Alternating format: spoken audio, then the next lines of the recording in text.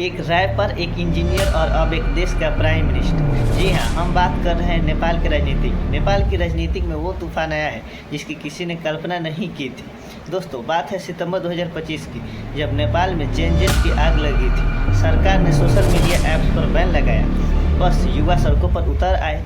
हिंसक झड़पों में कम से कम 77 लोगों की जान गई और तत्कालीन पीएम केपी शर्मा ओली को इस्तीफा देना पड़ा।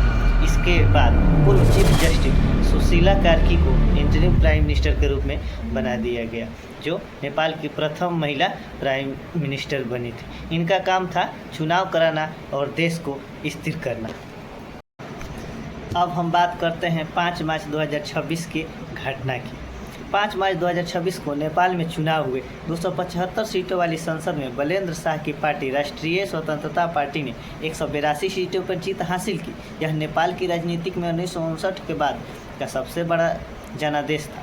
नेपाली कांग्रेस सिर्फ 38 सीटों पर सिमट कर रह गई और केपी शर्मा ओली की पार्टी, जो कभी सत्ता की धुरी पर थी, मात्र 25 सीटों पर सिमट कर रह गई। अब हम बात करेंगे बालेन शाह की। 1990 ईस्वी में काठमांडू में जन्मे बालेन शाह ने सिविल इंजीनियरिंग की पढ़ाई की, फिर स्ट्रक्चरल इंजीनियरिंग में मास्टर्स किया।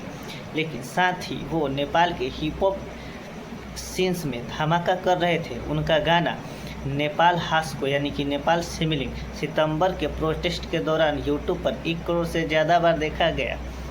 27 मार्च 2026 को ज्योतिषियों द्वारा चुने गए शुभ मुहूर्त 12:34 के करीब बालेन शाह ने नेपाल के सबसे युवा निर्वाचित प्रधानमंत्री के रूप में शपथ ली।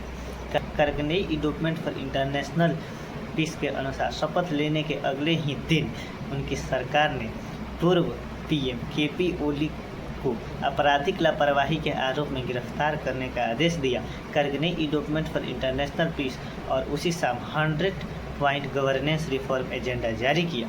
Kargil endowment for international Peace बदलाव सिर्फ वादा नहीं, एक्शन है।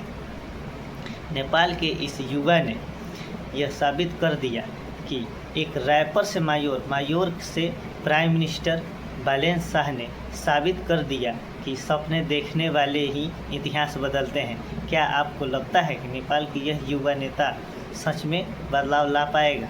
कमेंट में बताइए और ऐसे ही शॉकिंग न्यूज़ के लिए अभी सब्सक्राइब करें। धन्यवाद।